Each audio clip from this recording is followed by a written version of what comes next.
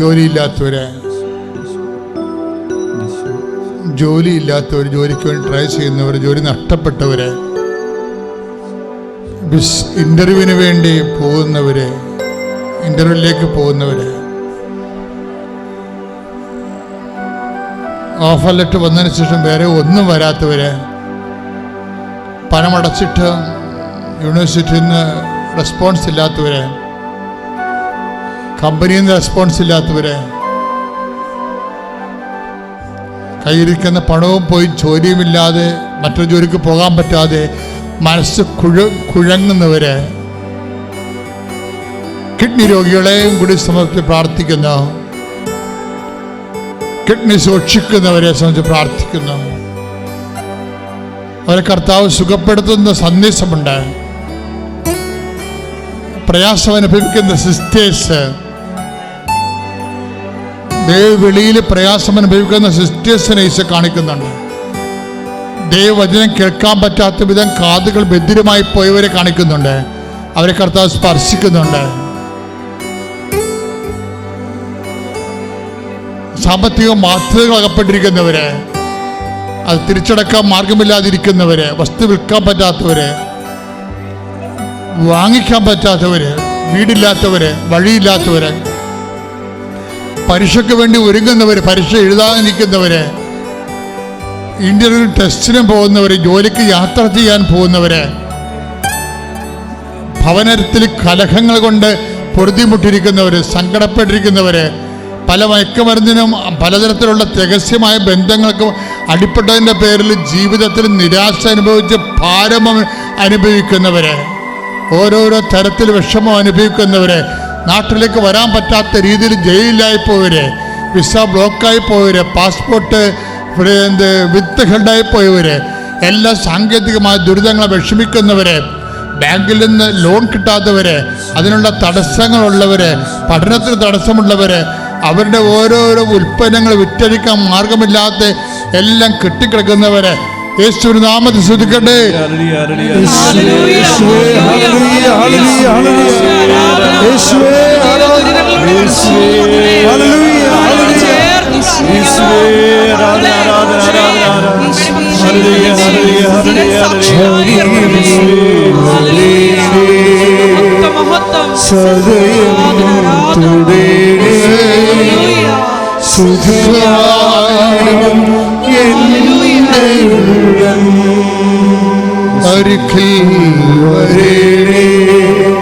സദയം തുടരേ സുഖമായും എൻ്റെ ഉള്ളം. ഓരോ നിമിഷം അവനുമായി പ്രാർത്ഥിക്കേണ്ട സമയമാണ്. കൈ നെഞ്ചത്ത് വെച്ച്, രണ്ട് കൈയും നെഞ്ചത്ത് വെച്ച് പ്രാർത്ഥിക്കണം. യാത്രക്ക് ഒരുമ്പെടുന്നവർക്ക് വേണ്ടി പ്രാർത്ഥിക്കുകയാണ്. നാട്ടിലേക്ക് യാത്ര തിരിച്ചിരിക്കുന്നവർക്ക് വേണ്ടി പ്രാർത്ഥിക്കുന്നു. ഓരോരോ ഫയലുകൾ ഓരോ ഡിപ്പാർട്ട്മെന്റിലെ കെട്ടിക്കിടക്കുന്നവർക്ക് വേണ്ടി പ്രാർത്ഥിക്കുന്നു. ഓരോ പേപ്പറുകൾ ഓരോ തരത്തിൽ ഒരു മൂവ്മെന്റ് ഇല്ലാതെ ഇരിക്കുന്ന അവസ്ഥകൾ അവരെ സംബന്ധിച്ച് പ്രാർത്ഥിക്കുന്നു. ഏറ്റവും എമർജൻസി ആയിട്ട് രേഖകൾ കിട്ടാതെ വിഷമിക്കുന്നവരെ സംബന്ധിച്ച് പ്രാർത്ഥിക്കുന്നു. ചില ആൾക്കാരുടെ മർക്കട മുട്ടിയും കടുംപിടുത്തവും വട്ടം ചവിട്ടും കാരണം അവരുടെ ജീവിതത്തിൽ മൂവ്മെന്റ് ഇല്ലാതെ വിഷമിക്കുന്നവർക്ക് വേണ്ടി പ്രാർത്ഥിക്കുന്നു. ശ്രദ്ധിക്കട്ടെ.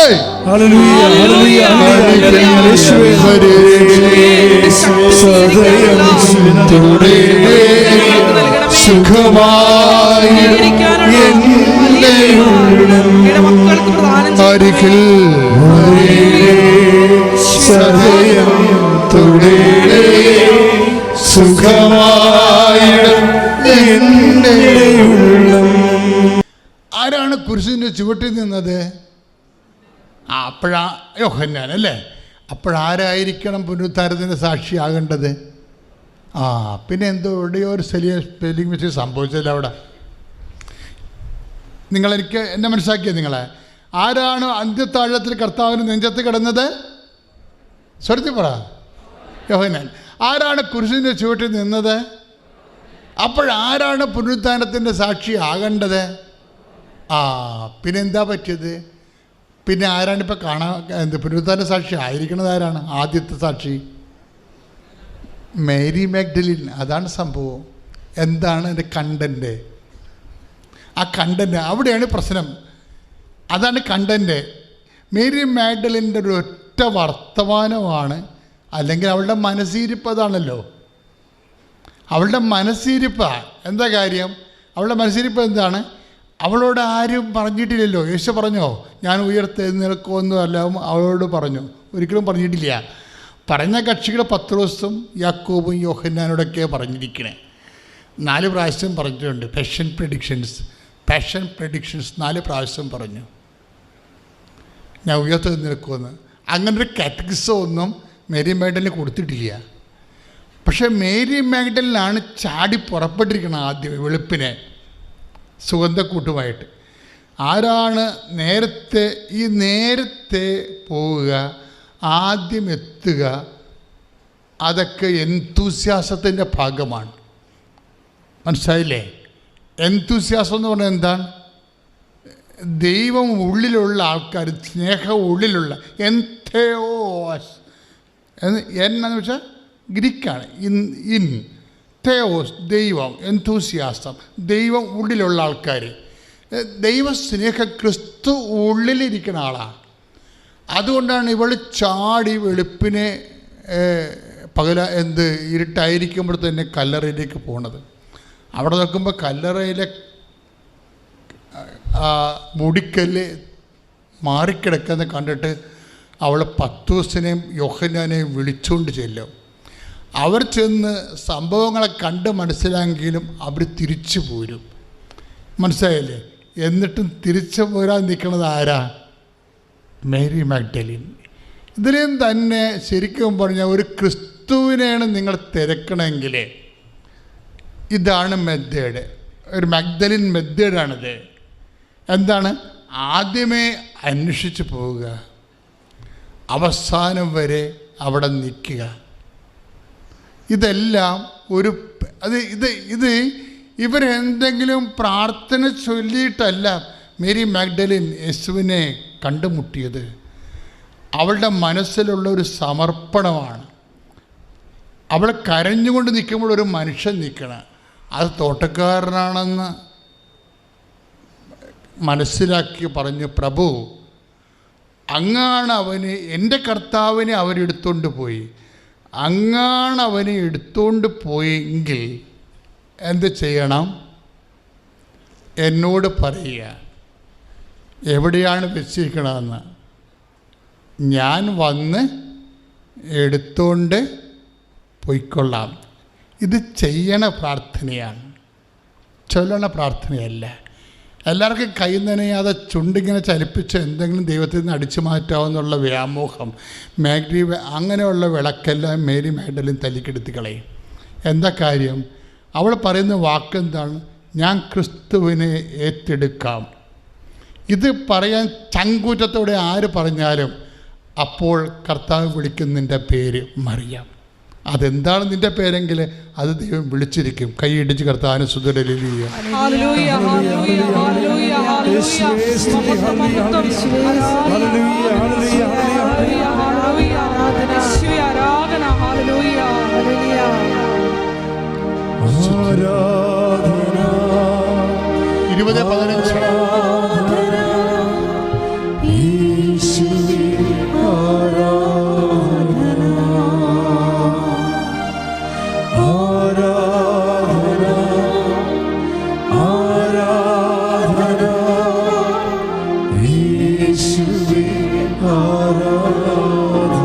പരിശുദ്ധ പരമദിവ്യകാരുണ്യത്തിന് ആരാധനയും സ്തുതിയും പുകഴ്ചയും ഉണ്ടായിരിക്കട്ടെ. നമ്മളെ ദൈവസ്നേഹത്തിൻ്റെ പരിച്ഛേദങ്ങളെ, നിറഭേദങ്ങളെ വളരെ പ്രാർത്ഥനാപൂർവ്വം പരിശോധിക്കുകയാണ്. ഇത് നിങ്ങൾക്ക് ഗുണം ചെയ്യും. യേശുവിനെ അറിയാൻ, യേശുവിനെ അനുഭവിക്കാൻ ഇത് നിങ്ങൾക്ക് ഗുണം ചെയ്യും. എന്താ പ്രശ്നം? ഇപ്പം 20:15 ആ വചനമുള്ളത്. വായിച്ചോളൂ. യോഹന്നാന്റെ സുവിശേഷം. യേശു അവളോട് ചോദിച്ചു. പറഞ്ഞ യേശു അവളോട് ചോദിച്ചു. യേശു അവളോട് ചോദിച്ചു, സ്ത്രീയെ എന്തിനാണ് നീ കരയുന്നത്? സ്ത്രീയെ എന്തിനാണ് നീ കരയുന്നത്? നീ ആരെയാണ് നീ അന്വേഷിക്കുന്നത്? ആരെയാണ് അന്വേഷിക്കുന്നത്? അത് തോട്ടക്കാരനാണെന്ന് വിചാരിച്ച് അവൾ പറഞ്ഞു, പ്രഭോ അങ്ങ് അവനെ എടുത്തുകൊണ്ട് പോയെങ്കിൽ എവിടെ വെച്ചു എന്ന് എന്നോട് പറയുക. ഞാൻ അവനെ എടുത്തുകൊണ്ട് പോയിക്കൊള്ളാം. എന്തെടുത്തുകൊണ്ട് പോകാനേ പറയണേ? ഡെഡ് ബോഡിയാ. അവളെ സംബന്ധിച്ചിടത്തോളം അവൾക്കറിയത്തില്ല ഈശോ ഉയർത്തെഴുന്നേറ്റത്. അവൾക്കാകപ്പാടെ അറിയാവുന്നത് 3 ദിവസം മരിച്ചിട്ടുള്ളൊരിക്കും ഡെഡ് ബോഡിയാണെന്നറിയാം. ഈ ഡെഡ് ബോഡി ഏറ്റെടുത്തോളം എന്നാണ് ഈ പറയണത്. യേശുവിന് വേണ്ടി ഒരു നാണക്കേടോ ഒരു ഭാരമോ ഒന്ന് ചിന്തിച്ച് നോക്കി. ഈ ചേച്ചിയാണ് നേരത്തെ ചോദിച്ചത്, കല്ല് മൂടി വെച്ചിരിക്കുമല്ലോ അവിടെ. ആരാണ് ഈ കല്ലെടുത്ത് മാറ്റാൻ നമ്മളെ സഹായിക്കണത്? അല്ലേ? മർക്കോസിൻ്റെ 16:3 വായിച്ച്. അവർ തമ്മിൽ പറഞ്ഞു, ആരാണ് നമുക്ക് വേണ്ടി ശവകുടീരത്തിന്റെ വാതിക്കൽ നിന്ന് കല്ല് ഉരുട്ടി മാറ്റുക? ഈ വചനങ്ങളുടെ ഒരു പോക്ക് കണ്ടില്ലേ? മർക്കോസ് 16:3 ഏറ്റു പറഞ്ഞേ, ആരാണ് നമുക്ക് വേണ്ടി ശവകുടീരത്തിൽ നിന്ന് കല്ല് എടുത്തു മാറ്റി സഹായിക്കുന്നത്. ശവകുടീരത്തിന്റെ കല്ല് എടുത്തു മാറ്റാൻ സഹായം ചോദിച്ച മേരി മാഗ്ഡലിൻ ക്രിസ്തുവിൻ്റെ അവസ്ഥകളെ ഏറ്റെടുക്കുന്നതിന് ആരുടെയും സഹായം വേണ്ട. ക്രിസ്തുവിനെ ഏറ്റെടുക്കാൻ വരുന്നവർക്കുണ്ടാകുന്ന ബേസിക് നിലപാട്, അടിസ്ഥാന നിലപാട് എന്താണ്? ആരും സഹായിച്ചില്ലെങ്കിലും ഞാൻ കർത്താവിന് വേണ്ടി ജീവിക്കും. ഒന്ന് പറഞ്ഞേ. ആരും സഹായിച്ചില്ലെങ്കിലും ഞാൻ കർത്താവിന് വേണ്ടി ജീവിക്കും. ഒന്നുകൂടി പറഞ്ഞേ. ആരും സഹായിച്ചില്ലെങ്കിലും ഞാൻ കർത്താവിന് വേണ്ടി ജീവിക്കും. അപ്പം ചില ആൾക്കാർക്ക് പള്ളിയിൽ പോകാൻ വേണ്ടി പോലും സഹായം വേണം കൂട്ടുകാരുടെ, അല്ലേ?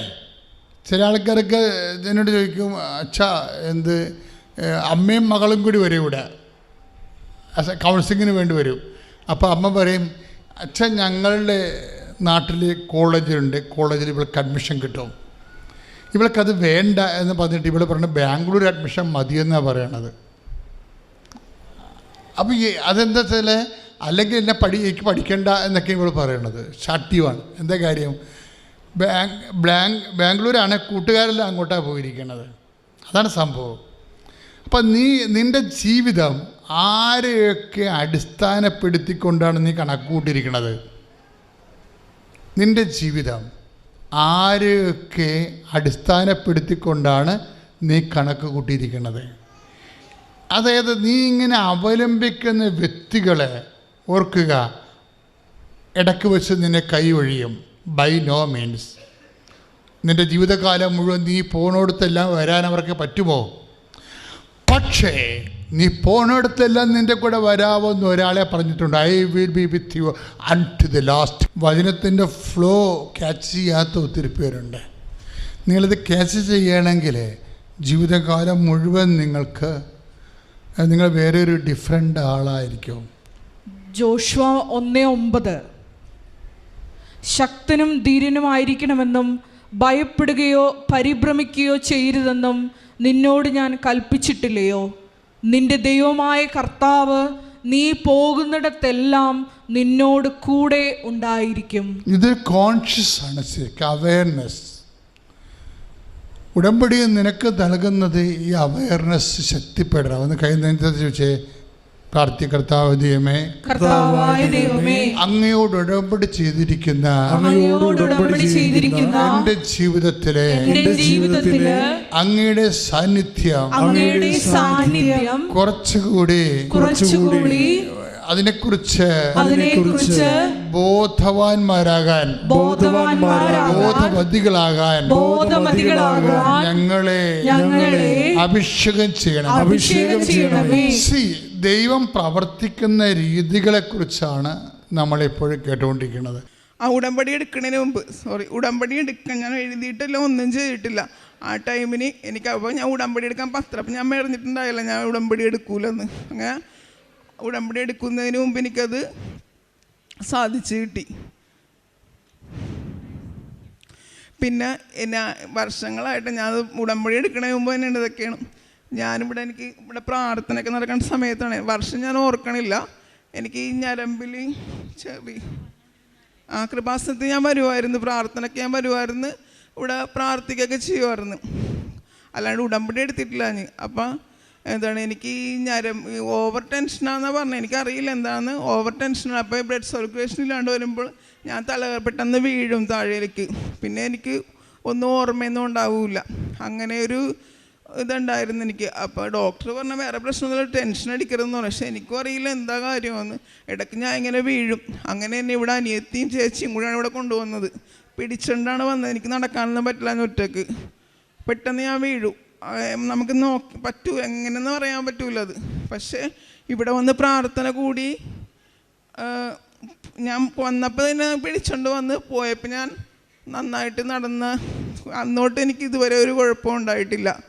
പിന്നെ അതുപോലെ എൻ്റെ മൂത്ത മോൻ തന്നെ അപ്പൻഡിസൈറ്റിസിൻ്റെ വയറുവേദനയായിട്ട് ഞാൻ ഹോസ്പിറ്റലിൽ കൊണ്ടുപോയി അവനെ ഓപ്പറേഷത്തിന് കയറ്റി കഴിഞ്ഞിട്ട് അപ്പം ഞാൻ ചേച്ചി എന്നെ വിളിച്ചിട്ടുണ്ടായിരുന്നു. എന്താണെന്ന് കൊച്ചിനെന്ത് പറ്റിയെന്ന് ചോദിച്ചു. അപ്പം ഞാൻ അവനോട് അവൻ ഓപ്പറേഷനാണ് തിയേറ്ററിലേക്ക് കൊണ്ടുപോയേക്കണേണെന്ന് പറഞ്ഞു. അപ്പം ചേച്ചി വെക്കുന്ന അച്ഛനെ വിളിച്ചിട്ട് പറഞ്ഞു പ്രാർത്ഥിക്കാൻ പറഞ്ഞു. അപ്പം അച്ഛൻ വിളിച്ച് അപ്പം തന്നെ ഫോൺ എടുത്തിട്ട് അച്ഛൻ പറഞ്ഞു അവൻ ഓപ്പറേഷനൊന്നും ചെയ്യേണ്ടി വരൂലെന്ന് പറഞ്ഞു. പക്ഷേ എനിക്കപ്പോൾ സത്യം പറഞ്ഞാൽ ചിരിയാവുന്നതെന്ന് വെച്ചിട്ടുണ്ടെങ്കിൽ ഓപ്പറേഷത്തിന് കയറ്റിയേക്കണേല്ല. പക്ഷേ കുറച്ച് നേരം കഴിയുമ്പോൾ തന്നെ ഡോക്ടർ വന്നിട്ട് പറഞ്ഞ് ചേച്ചി ഒന്നുകൂടി സ്കാൻ ചെയ്യണം, നോക്കണമെന്ന് പറഞ്ഞു.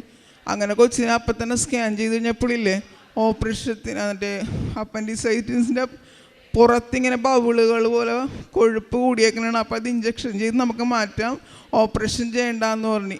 അപ്പം ഇതുവരെ ഇപ്പം അവനൊരു കുഴപ്പമില്ല. ഇപ്പം 7 വർഷമൊക്കെ ആയിട്ടുണ്ട്. ഞാനത് പിന്നെ അത് പറയാൻ വന്നില്ലല്ലോ. അതുകൊണ്ട് ഞാൻ പറയാഞ്ഞത്. താമസിച്ചു പോയതിന് തിരുക്കുമാരനും മാതാവിനോടും ഞാൻ മാപ്പ് ചോദിക്കുന്നു. ദൈവത്തിന് സ്തുതി. ഞാൻ എൻ്റെ മോൾക്ക് വേണ്ടി സാക്ഷ്യം പറയാനായിട്ട് വന്നതാണ്. എൻ്റെ പേര് റോസമ്മ. എൻ്റെ വീട് എറണാകുളം ജില്ലയിൽ പിറവത്താണ് വീട്. ഞാൻ എൻ്റെ മോൾക്ക് വേണ്ടി വിദേശ പഠനത്തിന് വേണ്ടി ഒരു ലോൺ അനുവദിക്കുന്നതിന് വേണ്ടി ഒരു അപേക്ഷ വെച്ചു. പക്ഷെ ഞങ്ങൾക്ക് ലോണൊന്നും കിട്ടാതെയായി. ഞങ്ങൾക്ക് പല തടസ്സങ്ങളായി. ആ തടസ്സങ്ങൾ എന്ന് വെച്ചാൽ ഞങ്ങളുടെ വീടിന് ആധാരം ശരിയായിട്ടില്ലായിരുന്നു, പോക്കുവരത്ത് ചെയ്ത് കിട്ടിയില്ല. 2019 തുടങ്ങി ഞങ്ങൾക്ക് കിട്ടാനുള്ളതായിരുന്നു. പക്ഷേ ഇത് ഞങ്ങൾക്ക് ചെയ്ത് കിട്ടാതെ കിടക്കുമായിരുന്നു. അങ്ങനെ ഈ മോൾക്ക് പഠനത്തിന് വേണ്ടി പോകാനായിട്ട് ഞങ്ങൾ ലോൺ വെക്കാൻ വേണ്ടി ചോദിച്ചപ്പോൾ വില്ലേജിൽ നിന്ന് ഞങ്ങൾക്കത് ചെയ്തു തരില്ല എന്നും പറഞ്ഞ് ഭയങ്കര പ്രശ്നങ്ങളായി.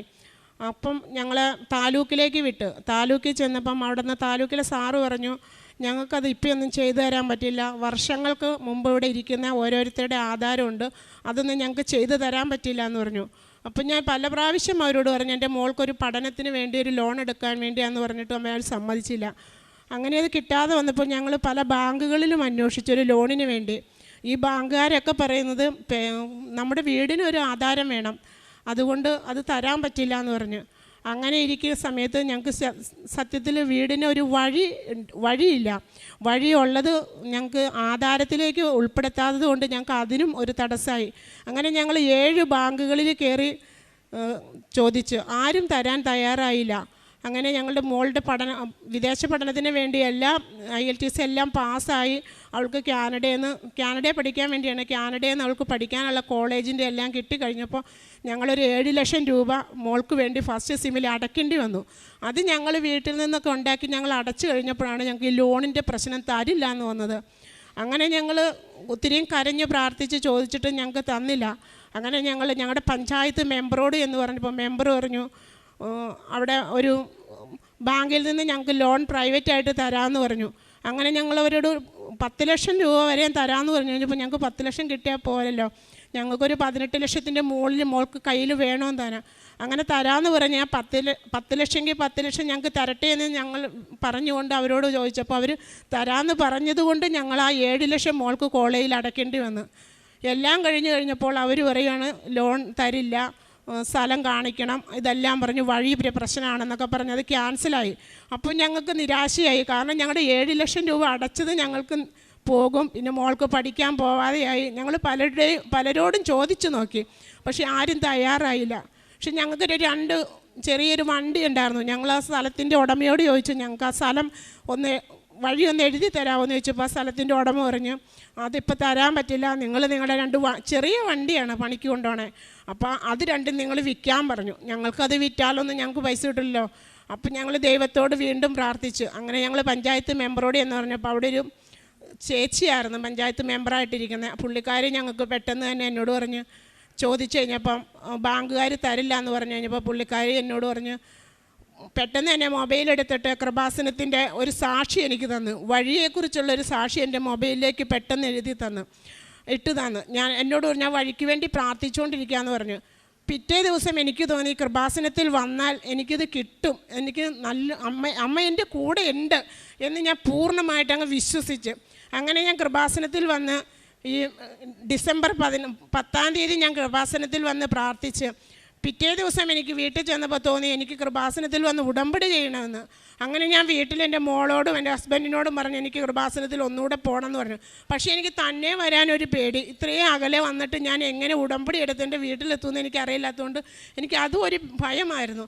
അങ്ങനെ ഞാൻ എങ്കിലും എല്ലാം സഹിച്ച് ഞാൻ ഇവിടെ വീണ്ടും വന്ന് ഞാൻ ഉടമ്പടി എടുത്ത് അതിന് ശേഷം എനിക്ക് ഇവിടുന്ന് തൈലവും കാശുരൂപവും തന്നു വിട്ടു. ഞാൻ അതുമായി പ്രാർത്ഥിക്കാൻ തുടങ്ങി. വീട്ടിൽ ചെന്ന് പ്രാർത്ഥിച്ചതിൻ്റെ പിറ്റേ ദിവസം എന്നെ വീണ്ടും വില്ലേജിൽ നിന്ന് വിളിച്ചിട്ട് പറഞ്ഞു നിങ്ങളുടെ ആധാരം ശരിയാക്കി തരാൻ എല്ലാ പേപ്പറുകളുമായിട്ട് വരാൻ പറഞ്ഞു. അങ്ങനെ ഞാൻ വീണ്ടും അവിടെ ചെന്നു. അങ്ങനെ ഞങ്ങൾക്ക് എൻ്റെ മാതാവിൻ്റെ ആ സംരക്ഷണ പ്രാർത്ഥനയിലും ആ കാശുരൂപം ഞാൻ കൈ പിടിച്ച് പ്രാർത്ഥിച്ചതിൻ്റെ ഫലമായി ഞങ്ങൾക്ക് പെട്ടെന്ന് തന്നെ ആ പോക്കുവരത്ത് ചെയ്തു തന്നു. അങ്ങനെ ആ പോക്കുവരത്ത് ചെയ്തത് പേപ്പറുമായിട്ട് ഞങ്ങൾ വീണ്ടും ബാങ്കുകളിൽ ചെന്നു. ബാങ്കുകളിൽ ചെന്നപ്പോഴത്തേനും അവർ പറഞ്ഞു വഴിയില്ലാത്തത് കൊണ്ട് വീണ്ടും ഞങ്ങൾക്ക് പ്രശ്നമായി. ഞങ്ങളൊരു കാനറ ബാങ്കിൻ്റെ ഇതിൽ ചോദിച്ചപ്പോൾ അവർ പറഞ്ഞു വഴി തരുവാണെങ്കിൽ 2.5 വർഷം കഴിഞ്ഞിട്ട് എൻ്റെ മക്കൾക്ക് അടച്ചാൽ മതി, പൈസ തിരിച്ചടച്ചാൽ മതി എന്ന് പറഞ്ഞു. പക്ഷേ ഞങ്ങൾക്ക് വഴി കിട്ടാത്തതിൻ്റെ പേരിൽ ഞങ്ങൾ അതിലും നിരാശയായി. ഞങ്ങൾ കൈവിട്ടില്ല. വീണ്ടും മകളെയും ഹസ്ബൻഡിനെ എല്ലാം വിളിച്ചിരുത്തി ഈ അമ്മ മാതാവിൻ്റെ ഫോട്ടോയും കൊണ്ട് വെച്ച് ഞങ്ങൾ ഈ കാശുരൂപവും എടുത്ത് ഈ തൈലവും മക്കൾക്ക് കൊടുത്ത് ചുണ്ടിലൊക്കെ തൂത്ത് ഞങ്ങൾ നിരന്തരം പ്രാർത്ഥിച്ചുകൊണ്ടിരുന്നു. അങ്ങനെ ഞങ്ങൾക്ക് ബാങ്കിൽ നിന്ന് ലോണും കിട്ടി. ഈ ലോൺ കിട്ടുമ്പോൾ ഞങ്ങൾക്ക് ഈ കൊച്ചിന് തടസ്സമായിരുന്നു. ഈ അടയ്ക്കാനുള്ള പൈസ അടയ്ക്കാത്തതിന് കുടിശ്ശിക വന്ന് അടയ്ക്കാൻ പറ്റാതെയല്ലോ, കിട്ടൂലല്ലോ, ഒത്തിരി താമസം വരുമെന്ന് ബാങ്കുകാർ പറഞ്ഞു. പക്ഷെ ഞങ്ങൾ കൈവിട്ടില്ല. ഞങ്ങൾ അമ്മ മാതാവിനോട് വീണ്ടും പ്രാർത്ഥിച്ചു. അങ്ങനെ ഡിസംബർ 28 ഞങ്ങൾക്ക് ലോൺ അനുവദിച്ചു തരികയും ഡിസംബർ 31 തന്നെ ഞങ്ങൾക്ക് 13 ലക്ഷം രൂപ ബാങ്കിൽ നിന്നും അപ്പം തന്നെ ഞങ്ങൾക്ക് അവർ തരികയും ചെയ്തു. അങ്ങനെ ഞങ്ങളുടെ മോൾക്ക് ആ പൈസയെല്ലാം അടച്ചു. ഇന്നിപ്പോൾ അവൾക്ക് വിസ വന്നു. ഈ 15 വിസ വന്നു. ഈ 17 ഞങ്ങൾ മോൾക്ക് കാനഡയിലേക്കുള്ള ടിക്കറ്റും എടുത്തു. ഏപ്രിൽ 20 മോൾക്ക് കാനഡയ്ക്കുള്ള ടിക്കറ്റും ഡേറ്റും കിട്ടി.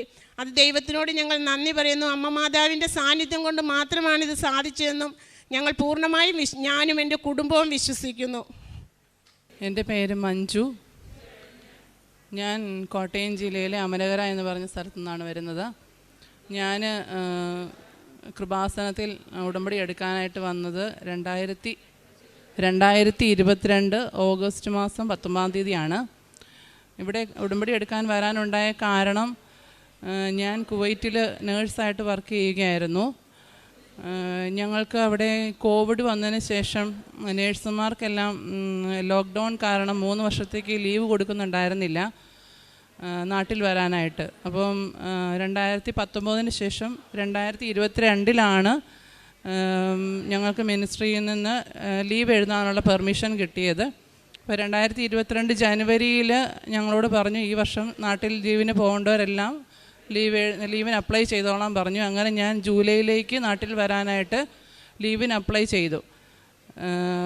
സാധാരണ ഞങ്ങൾ ലീവിന് അപ്ലൈ ചെയ്ത് കഴിയുമ്പം ഒരു മാസമൊക്കെ കഴിയുമ്പോഴത്തേനും ഞങ്ങൾക്ക് മൊബൈലിൽ ഞങ്ങൾക്ക് മെസ്സേജ് വരും നമ്മുടെ ലീവ് അപ്രൂവ് ആയോ ഇല്ലയോ എന്നുള്ളത്.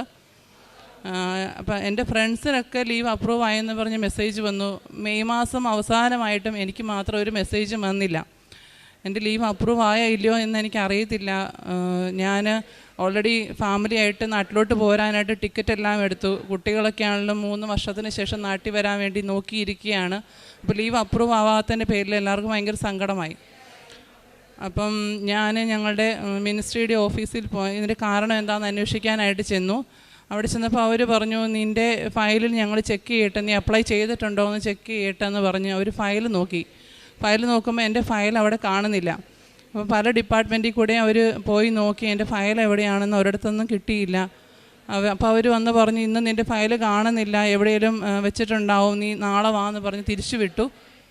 ഞാൻ വീണ്ടും പിറ്റേ ദിവസം ചെന്നു, അന്നും അവിടെ നോക്കിയിട്ടൊന്നും എൻ്റെ ഫയൽ കിട്ടുന്നില്ല. അങ്ങനെ പല ദിവസങ്ങളിൽ അവരെന്നെ പറഞ്ഞു വിട്ട് വീണ്ടും വരാൻ പറഞ്ഞ് ഞാനങ്ങനെ പല പ്രാവശ്യം പോയി വന്നു. പക്ഷേ എൻ്റെ ഫയൽ അവിടെ ഉണ്ടായിരുന്നില്ല. അപ്പോൾ അവർ പറയുന്നത് ഫയലിൽ ആപ്ലിക്കേഷൻ ഉണ്ടോ ഇല്ലയോ എന്നറിയാതെ അവർക്കൊന്നും ചെയ്യാൻ പറ്റത്തില്ല എന്നായിരുന്നു.